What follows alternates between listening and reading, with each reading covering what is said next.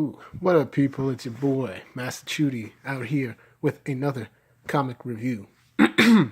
So, I've been out of the country. I've been in Nigeria, enjoying my family. Went to a wedding and whatnot. And, I missed the release of Batman and the Outsiders. Not primarily because I'm also a hype, but I got it.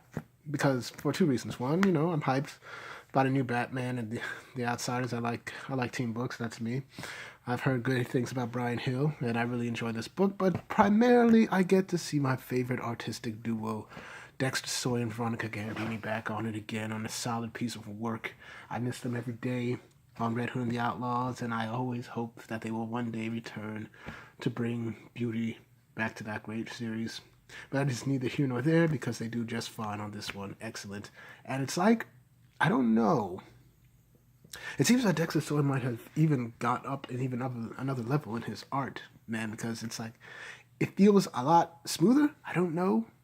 Maybe it's because I haven't seen Dexter Soy's art in a long time since Red Hood and the Outlaws, so maybe that's why I'm just getting reintroduced to it. So I'm either realizing, it's always been good, or now it's just even gotten better than it was already as, which was already very good. So let's get into it.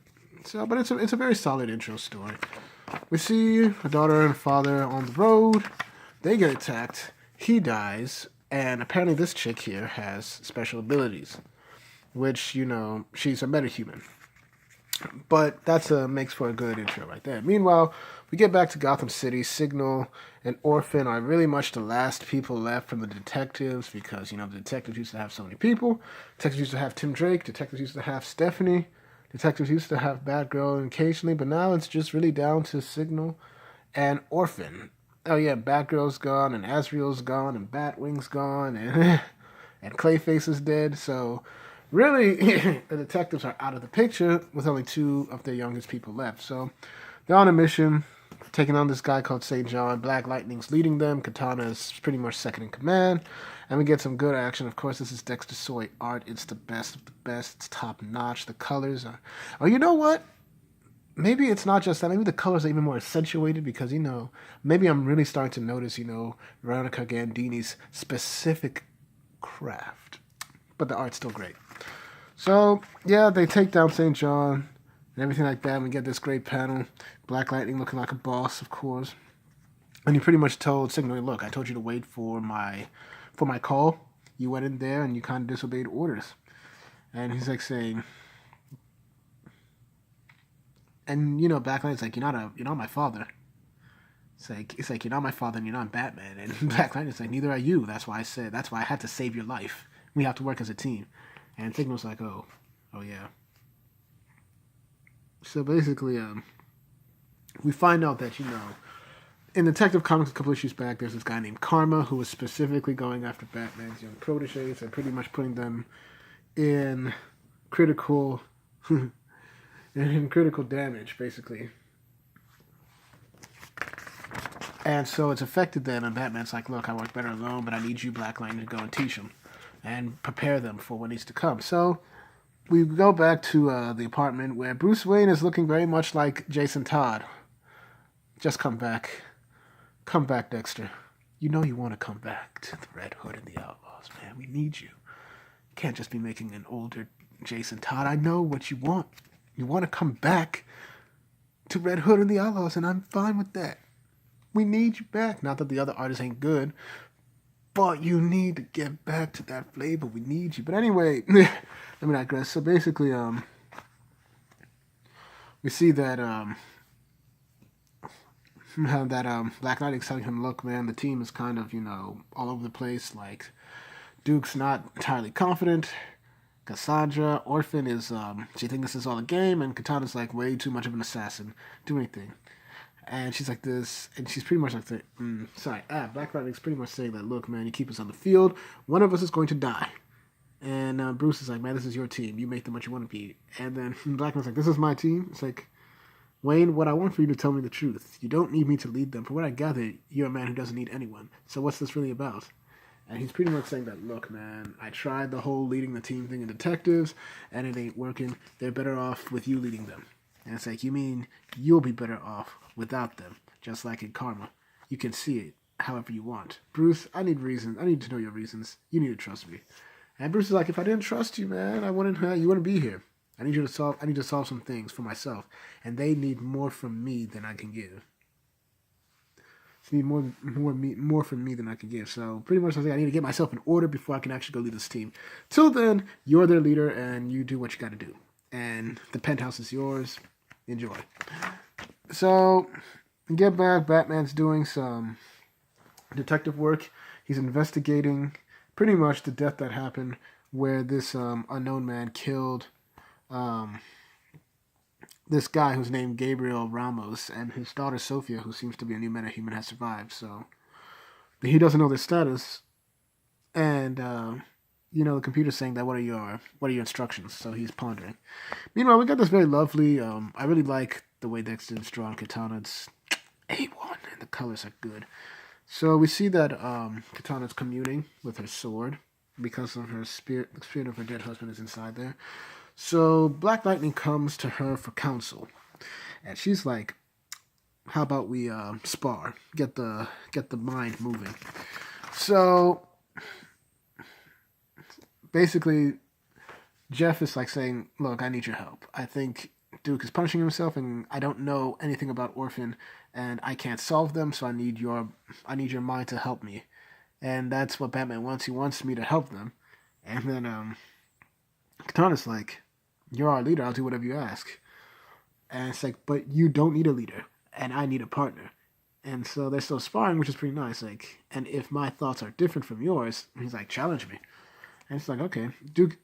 And then she pretty much says, "Okay, this is the thing. Duke is using his anger to hide his fear after what happened with Karma. Cassandra's afraid of her future, pretty much because Karma also did some stuff to her.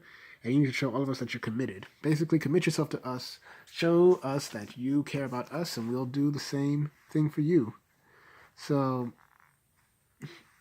basically, he's like this, "Okay, I'm not going anywhere, and I'll pretty much do this." So, basically, she hears her husband's soul call out to her, and then she, communes.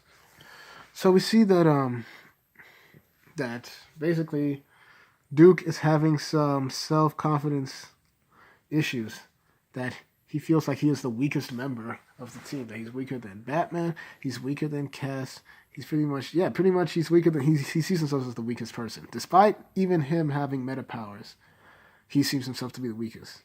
And Karma's just in his head, and he's telling Cass to stop. And Karma's still getting inside of his head, so she asks him, "Are you okay?" And she says that I can still see Karma. And Cass is like, "Don't be afraid." He's like saying, "I'm not afraid." And she's like, "I'm sorry, I didn't mean." And then, of course, Bat Signal comes up. It's time to suit up. And then he tells him about the ARC program, that it was a couple of billionaires wanted to create their own metahumans. So they captured the poor, tortured them, and then a few years ago he destroyed everything. Then he managed to find this family. Before he did find Gabriel and Sofia Ramos, the billionaires decided to, they wanted to kill off their test subjects, but he saved only one family, and they didn't want their abilities, they wanted a normal life. So Bruce Wayne and Lucius Fox gave them one in Los Angeles. They got a normal life. Batman promised them to be safe, and the wife died because of the toll the experiments took on her body. And Gabriel was left to raise the daughter alone, so he just hoped that would be the end of their suffering, but it turns out that wasn't the case. Somebody killed Gabriel Ramos, his son Sophia is on the run, and of course here she is, basically trying to keep a low profile. And so, basically Batman's giving them a mission. "I need you to help locate Sophia. I'm going to go and check out Markovia and check out some leads. And basically try to find her. And that's your mission. And accomplishment, Sophie believes she's alone. Prove her wrong, outsiders." So he's basically like a visible Charlie from Charlie's Angels. Like, here's your mission. Go do what you got to do, and good luck with that. This is not a bad shot at all. So we see that basically Batman's like, "Okay, Batman's throwing us secrets that can get you and us killed. Maybe he has a good reason, but he's throwing us into the shadows." And I don't think we're outsiders. I think we're outcasts. We don't have to do this. So tell me what you want. Your call. And Katana's like, I want to find Sophia. It's like, why? And she's like, because we can't. And I'm challenging you. I don't trust Batman, but that doesn't matter. What does matter is us trusting each other. Because I have a feeling we're on our own. So, pretty much in the long run, Sophia is taking a train, trying to get out of town, trying to keep a low profile, do everything, but she's taken in the shadows. And, of course, at the last minute, we get introduced to this dude who seems to be from the future, I think. And his name might be Ishmael. Not bad. Not a bad first issue. I definitely like Brian Hill's work. It's a shame that... No, I did like Brian Hill's work. Thanks to other reviews that I got to see on his Detective Comics run. I think he's really into it. I really dig this dude. He's got what it takes. I've definitely entertained. And it's just so good to see Dexter Soy and Veronica Gandini. Now I can get my monthly fix of the art duo. That's all I ask. But I saw how you... I know how you draw Bruce. I know how you draw Bruce Dexter. Come back. Just come back. Come back to Red Hood and the Outlaws. But anyway, yeah, I give this an 8 over 10. So thank y'all for watching. Please like, share, and subscribe. Hit the notifications. Make sure you're notified. Hit the bell to make sure you're notified of my notifications. And, all of that. Once again, I do these reviews for you because I want to discuss good comics and get your views on them. Thank y'all for watching. And I should have more videos when I can. Peace.